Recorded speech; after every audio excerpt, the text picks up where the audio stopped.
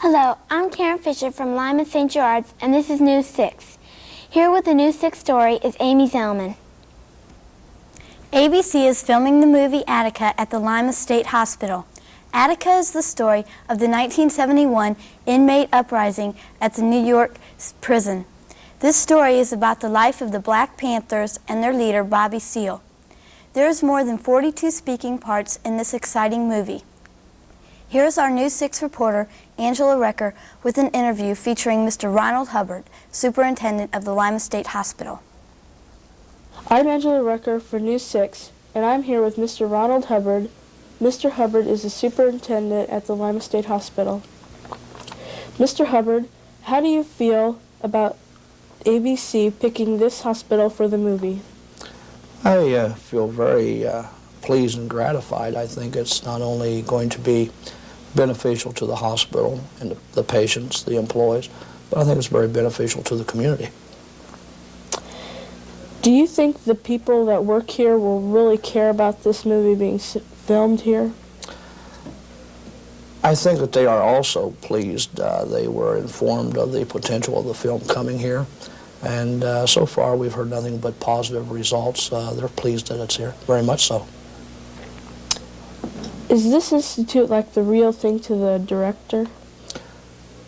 Yes, the director has indicated after a long number of months of research that this was the only facility in the country that would come close to looking like Attica Correctional Facility.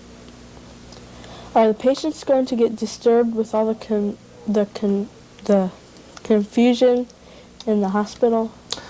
I don't believe so. The patients are advised every morning of what the schedule for the film will be, and they are able to participate in watching and talking to the actors. They've been very excited about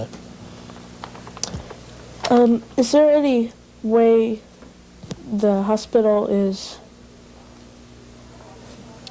like the Attica Hospital? Like, is there any reason they chose the hospital, any particular reason? The only reason that the film people chose the hospital was the structure. The manner of which the building was built, the whole facility. It did not have anything to do with the patients that we have or the kinds of behavior that we have or the kinds of crimes that's been committed. They selected the hospital only because it looks like Attica. This has been Angela Recker for St. Gerard's reporting for News 6. Lima St. Gerard's 6th grader Megan Murphy is an excellent gymnast. Here is our Gary Tabler with the story. Megan Murphy got started in gymnastics when she was 5 years old. She went to the YWCA and the YMCA for a couple of years each. She has been to state once and has won a second-place medal on the beam. She has a trophy from one meet and a number of ribbons from many others. She practices 4 to 5.5 hours a week. The team she is on now at the YWCA practices weekly for 4 hours. There is a practice on Saturdays that she goes to for additional training. Bars, floor, beam, and vault are the 4 events which she competes in. The floor exercise is performed on a blue mat. The beam is 4 inches wide and 4 feet high. The bars and vault are adjusted to the gymnast. If anyone is interested in learning to perform on this equipment, you can contact the YWCA. New things are always happening at St. Gerard's, and the latest item of interest is a new way to drink milk. Here's Barb Kruger. St. Gerard's School has a new and better way to drink milk. It's in a plastic bag. These bags don't take up as much room as cartons. In addition, you can bury the bags in the ground when you are finished. This puts minerals back into the earth. The milk stays 30% colder in a bag. When you drop it in the ground, it looks like slush. To open the milk bag, you place your hand on the end of the bag to form an air bubble. You take a straw and put your thumb on the end and poke it into the air bubble. Now take your hand off the bag and then your thumb. Now you are ready to drink. Lima is very proud to have an Ohio State University campus in the area. The campus has a radio station in one of its buildings. Here is our Bob Hunt to interview a disc jockey that works here. We got some Bob Seger for you now. This is from the Stranger in Town album. It's called Till It Shines. Dave, how did you get to be a disc jockey? Well, I come in here about 6 months ago and just to fill up some time, and they put me to work. I've been here ever since. Do you like being a disc jockey? Oh yeah, it's fun. I like playing music, and I just sit back and listen to it and get into it. Is it hard to run the radio program? No, not really. I got all these knobs and everything here. It looks kind of complicated, but once you get used to what everything does, it goes pretty smooth. Do you use commercials? Yeah, we got a couple. We sell ads just to meet our own expenses and everything like that. We don't really try to make money or anything. What is an echo chamber and how do you use it? Well, what happens is I put a tape in and I put it on record and I keep the volume turned up, and then it records something and keeps playing it back and keep re-recording it, and that makes it echo. That's interesting. How do you keep track of the records? We have a notebook that's got every album logged in alphabetical order by the group that made it, and then then they're numbered from there in the big filing cabinet. We just go and pull out whatever record we want. What kind of music do you play?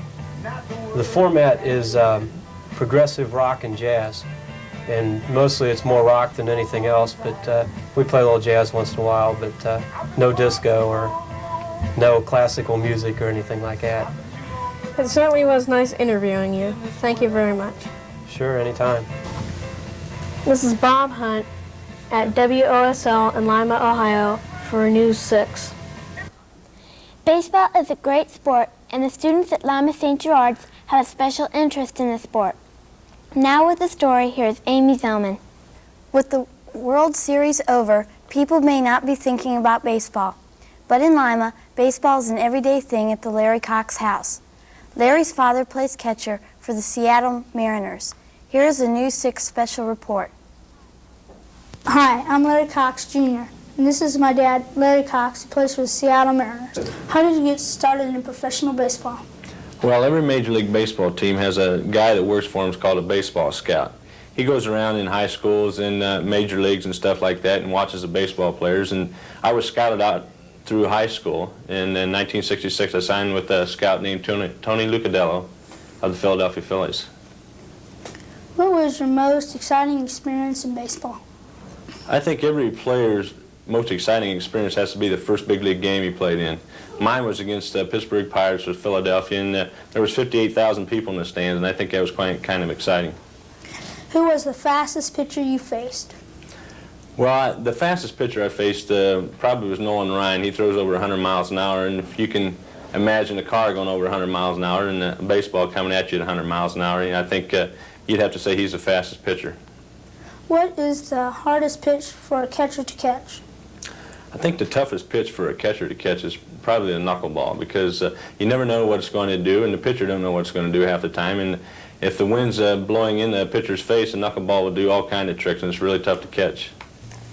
Who was the toughest base stealer for you to throw out this year? Well, they have a guy in Kansas City named Willie Wilson. He's probably the fastest man I ever seen run the base paths, and he was really tough on not just myself, but a lot of the catchers in the league this year. How long have you been playing professional baseball? Well, I signed in 1966, and this spring training will be my 13th spring training. This is Larry Cox Jr. reporting for St. Gerard School. Thank you for watching News 6. I'm Karen Fisher for Lima St. Gerard's. Next week, News 6 will feature Defiance Middle School.